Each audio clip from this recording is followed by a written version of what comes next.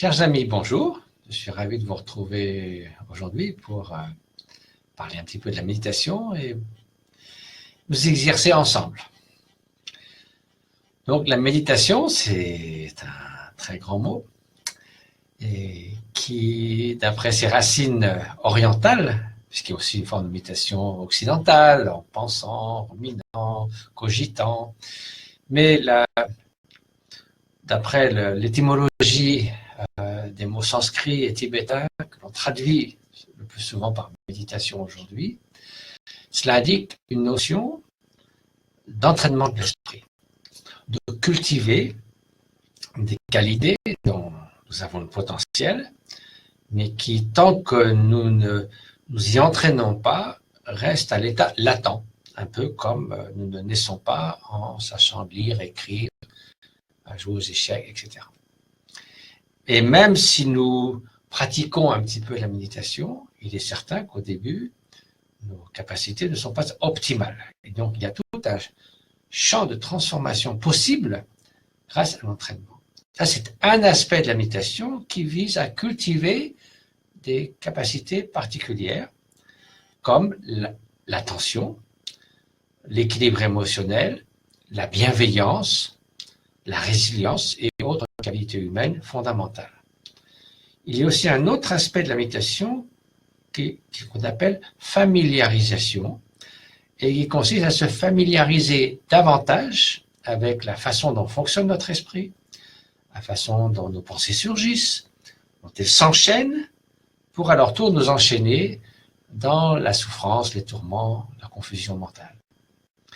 Donc se familiariser non seulement avec la façon dont notre esprit fonctionne, mais se familiariser aussi pour mieux percevoir ce qui est derrière le tourbillon et le rideau des pensées, cette conscience fondamentale, l'aspect le pur de la conscience, le fait simplement de la faculté de connaître, qui n'est pas modifié par tout le contenu des constructions mentales.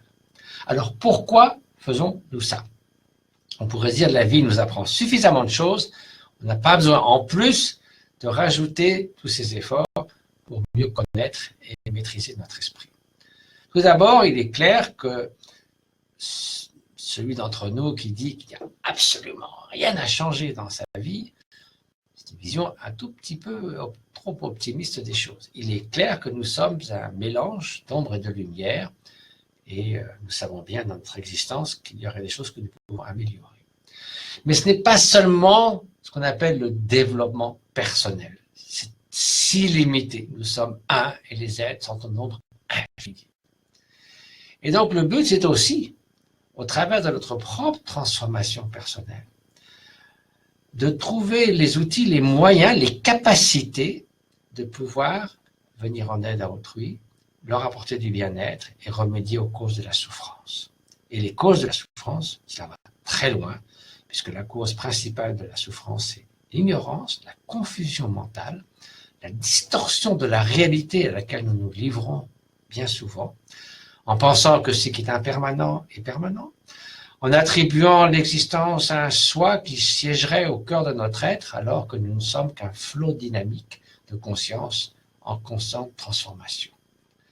Donc bien comprendre cela, bien comprendre que la plupart de nos activités, bien que nous recherchions le bonheur, souvent mènent à une sorte de déception, de tourment, et que nous tournons beaucoup plus souvent le dos aux causes du bonheur véritable et de l'accomplissement et de la liberté intérieure que nous construisons ce qui peut contribuer à cet état de liberté par rapport aux toxines mentales que sont la haine, l'attachement excessif, l'arrogance, la jalousie et le manque de discernement. Donc c'est toute une voie qui est celle bien sûr du bouddhisme, qui peut être pratiquée par d'autres, car nous avons tous un esprit. Nous devons et avons avec nous du matin au soir, et comme nous le savons bien, cet esprit peut être notre meilleur ami ou notre pire ennemi. Donc l'objet de la méditation, c'est bien notre esprit. Alors, sur quoi méditer? Tout d'abord, notre esprit, bien souvent, comme un enfant capricieux, un singe qui ne tient pas en place. Et donc, si nous voulons cultiver la bienveillance, si nous voulons accroître notre paix intérieure, il importe tout d'abord d'arriver à avoir un esprit plus calme, plus serein et plus stable. L'attention, la présence attentive n'est pas nécessairement un but en soi, mais c'est un outil indispensable, ce calme intérieur, pour ensuite cultiver des qualités aussi essentielles que la bienveillance, l'altruisme et la compassion. Donc commençons par essayer de faire un exercice qui vise à cultiver cette attention. Alors il y a une manière d'utiliser un objet de concentration que l'on retrouve dans toutes les branches du bouddhisme, mais aussi dans d'autres traditions spirituelles, notamment en Inde. C'est d'observer le va-et-vient du souffle. Et pourquoi cela? Parce que si vous essayez de vous concentrer sur un objet qui est si évident, imaginez une lampe rouge qui clignote fortement devant vos yeux, quoi qu'il arrive, même si votre esprit est totalement distrait, vous ne cessez de la voir. En revanche, le souffle est invisible, il est associé à une sensation extrêmement ténue, soit de fraîcheur, soit de chaleur, soit de une sorte de contact au niveau des narines, si l'on peut respirer par le nez ou au travers de la bouche. Et donc, si votre esprit est distrait, le souffle, il est parti. Vous ne le percevez plus. Et donc, c'est un bon rappel pour savoir si nous sommes ou non distraits. Donc, tout simplement, nous adopterons une posture physique équilibrée. Alors, pour ceux qui sont confortables dans la posture assise, en tailleur ou en lotus, très bien. Sinon, au moins, essayez le dos droit, ni trop tendu, ni trop relâché, les yeux ouverts ou entrouverts. Si votre esprit est hyperactif, peut-être certains d'entre vous préfèrent fermer les yeux, mais en tout cas, dans le bouddhisme tibétain, on préfère garder les yeux au moins légèrement entrouverts. Ici, on ne va pas se focaliser sur un objet visible, donc votre regard peut être légèrement une vision panoramique comme un objectif de photo qui ne serait pas tout à fait au point. Et nous allons nous dire, voilà, mon souffle, j'exhale en ce moment, mon souffle va vers l'extérieur, il s'arrête une fraction de seconde, et lorsque j'inspire, il revient, et remplit mes poumons, remplit mon thorax, remplit mon abdomen. Ainsi, nous observons simplement, nous posons notre attention sur le va-et-vient du souffle, sans essayer d'influencer notre respiration, mais en notant, est-ce que mon souffle va devenir plus lent, ma respiration plus lente ou plus rapide? Simplement, nous y faisons attention. Si nous sommes distraits, nous ramenons, lorsque nous nous en apercevons, nous ramenons l'attention au souffle, sans faire d'autres commentaires disant « Ah, décidément, je ne suis pas fait pour la méditation, c'est pas pour moi. » Parce que de nouveau, c'est une forme de distraction. Donc simplement, vous vous apercevez que vous avez été distrait, vous revenez l'attention du souffle. Et si des pensées surviennent, n'essayez pas de les bloquer. De toute façon, c'est une cause perdue d'avance, car une fois qu'elles sont là, il n'est pas moyen, bien sûr, de les bloquer. Laissez-les passer comme un oiseau qui traverse le ciel. Donc, quelques instants ensemble, nous allons observer le va-et-vient du souffle.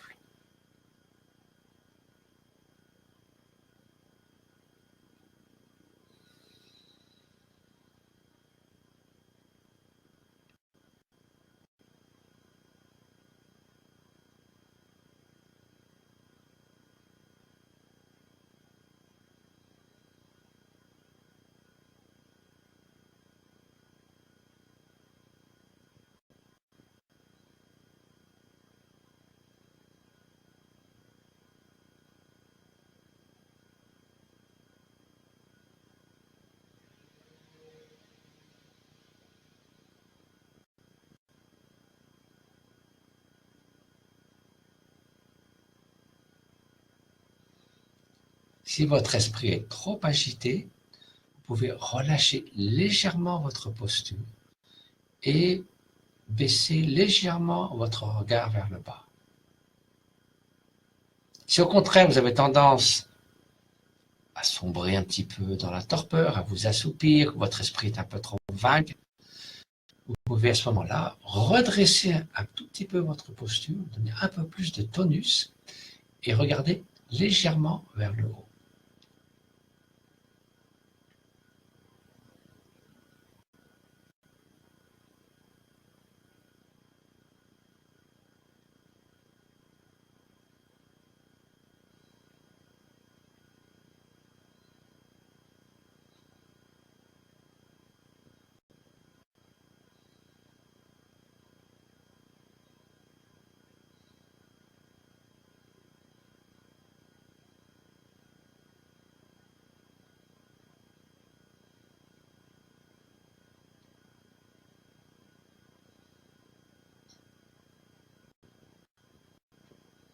Nous pourrions bien sûr rester ainsi ensemble dans le calme, et c'est le but de la méditation pendant 10 minutes, 15 minutes, 1 heure, 2 heures.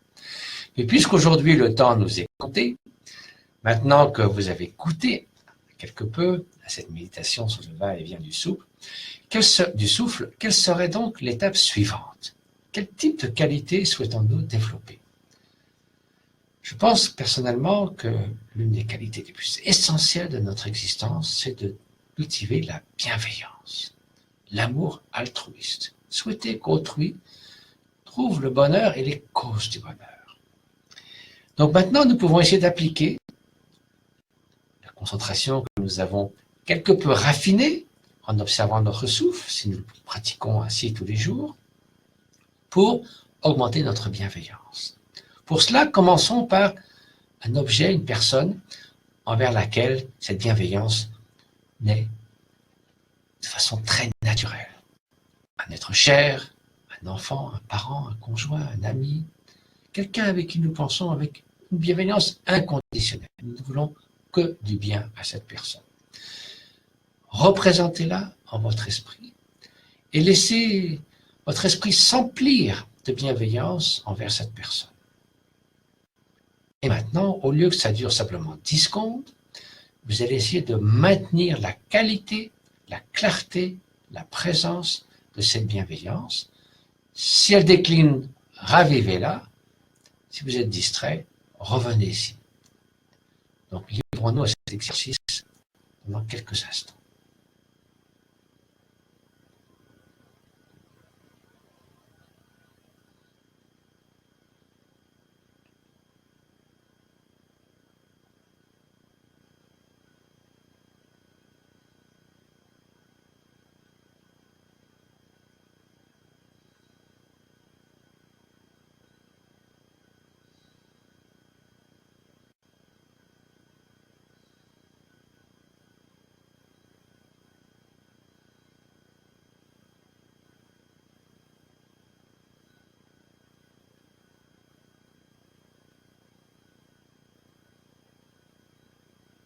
Maintenant, pourquoi limiter cette bienveillance seulement à un être cher, aux personnes qui nous traitent bien?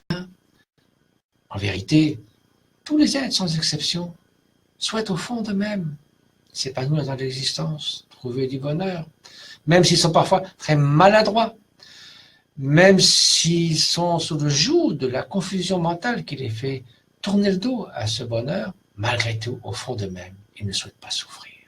Donc, essayons d'étendre le cercle de notre bienveillance à tous les êtres sensibles qui font la différence entre le bien-être et la souffrance. Et cela inclut bien sûr les 8 millions d'espèces animales qui sont nos concitoyens en ce monde.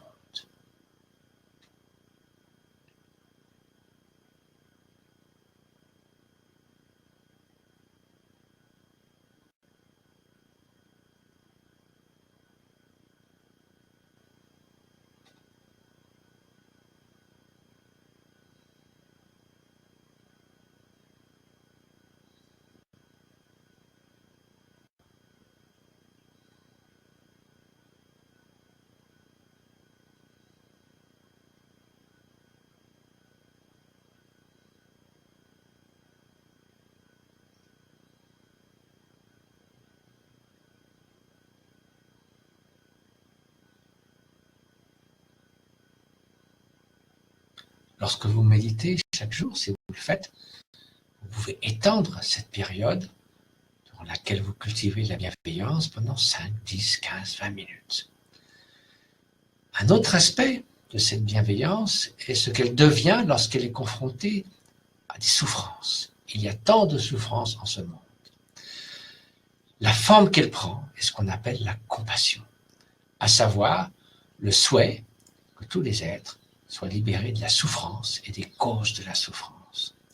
Et donc, représentons-nous maintenant des êtres chers et d'autres êtres qui souffrent par le monde, et il y en a tant. Et souhaitons du fond du cœur, avec une pensée entièrement altruiste, avec un amour inconditionnel, que toutes les causes de la souffrance, quelles qu'elles soient, que ce soit des souffrances évidentes, de la maladie, de la vieillesse, de la mort, de la persécution, des massacres, de la séparation des êtres chers, ou que ce soit les souffrances liées à l'ignorance qui nous font nous-mêmes nous comporter de façon néfaste avec les autres, puissent toutes ces causes être remédiées, puissent-elles disparaître, puissent-elles être déracinées. Et cette compassion peut ainsi s'étendre à tous, même ceux qui se comportent de façon nuisible envers autrui, puisque la compassion n'est pas un jugement moral, c'est le souhait que toutes les causes de la souffrance, quelles qu'elles soient, où qu'elles soient éliminées. Donc, essayons d'engendrer cette compassion.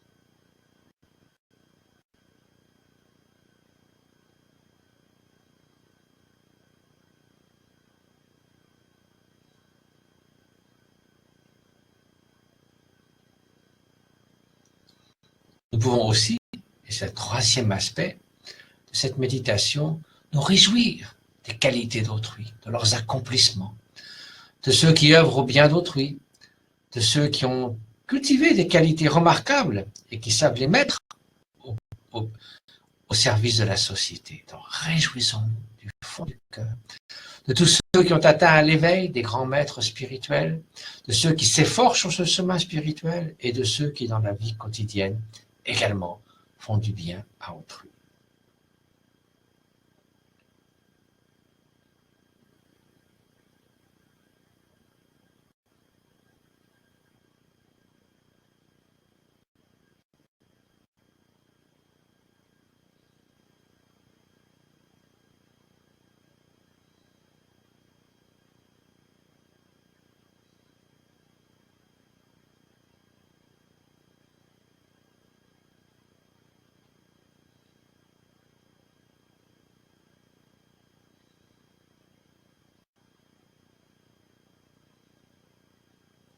Et finalement, parmi les différentes méditations qui nous permettent peu à peu d'engendrer en nous le souhait altruiste d'atteindre à l'éveil, d'atteindre à l'état de la bouddhéité pour le bien de tous les êtres, il y a une quatrième forme de méditation qu'on appelle la méditation sur l'impartialité, à savoir, et j'en ai déjà quelque peu parlé, mais d'étendre cet amour altruiste, cette compassion, cette réjouissance à tous les êtres, sans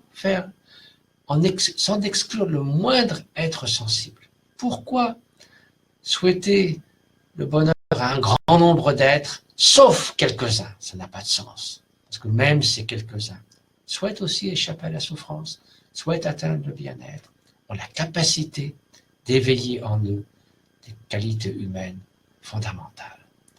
Donc essayons de cultiver cette équanimité, cette impartialité, comme un soleil qui brille également sur tous les êtres, sans discrimination.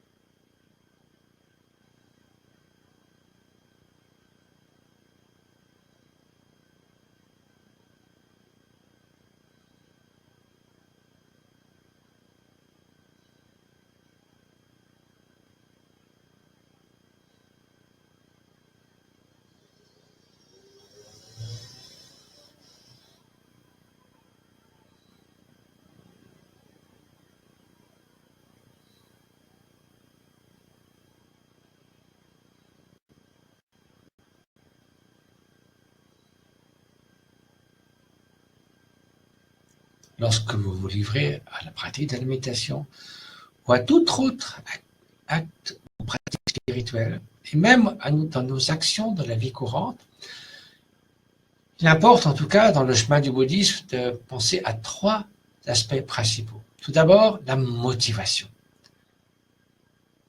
Entreprendre cette pratique en vue de nous améliorer pour pouvoir nous mettre au service des êtres. Ensuite, se concentrer entièrement sur la pratique elle-même et à la fin, comme nous allons le faire maintenant, apposer le sceau à notre pratique en dédiant tous les bienfaits, toute l'énergie positive que nous avons pu ainsi accumuler au bien de tous les êtres, c'est-à-dire momentanément, parce que les famines, les conflits, les différents types de souffrances qui affligent les êtres de par le monde soient dissipés, et à long terme, que ces êtres puissent se délivrer des causes mêmes de la souffrance, de l'ignorance, et atteindre la liberté de la souffrance. Donc, dédions ces mérites pendant quelques instants.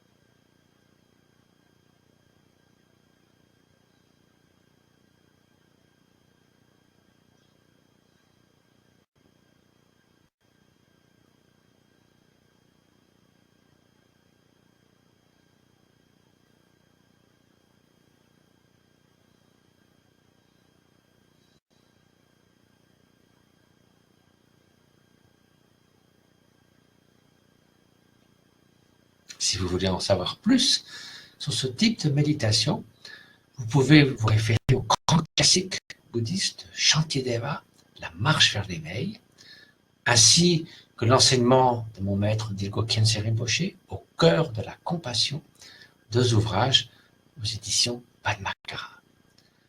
Avant de vous quitter, je voudrais vous remercier d'avoir rejoint aujourd'hui pour ce trop court, sans doute, exercice de la méditation. Bien sûr, la méditation est l'œuvre de toute une vie, devenir un meilleur être humain pour mieux se mettre au service des autres. Donc, je vous remercie de votre présence. Je voulais aussi vous signaler, lundi soir, 9 octobre, à Paris, de 19h45 à 22h, une conférence au Grand Amphithéâtre des Arts et Métiers à Paris, qui se trouve 151 boulevard de l'Hôpital, dans le 13e arrondissement, de Steven Pinker, qui est un professeur éminent à l'université de Harvard, et qui a écrit un livre majeur sur le déclin de la violence au fil de l'histoire. Oui, le déclin de la violence. Vous avez bien entendu. Pour vous donner un petit exemple, contrairement aux idées reçues, au XIVe siècle, il y avait en Europe 100 homicides par an pour 100 000 habitants. Aujourd'hui, c'est 100 fois moins. Et de la même façon, toutes les formes de violence ont décliné. Il y a des raisons à cela. Et je serai avec Steven Pinker pour l'entendre et dialoguer avec lui lundi soir. Venez nombreux. C'est vraiment un ouvrage fondamental pour mieux comprendre comment poursuivre encourager cette diminution de la violence. Il y a des facteurs qui permettent d'accomplir cela. Donc, j'espère à lundi pour ceux qui pourront venir.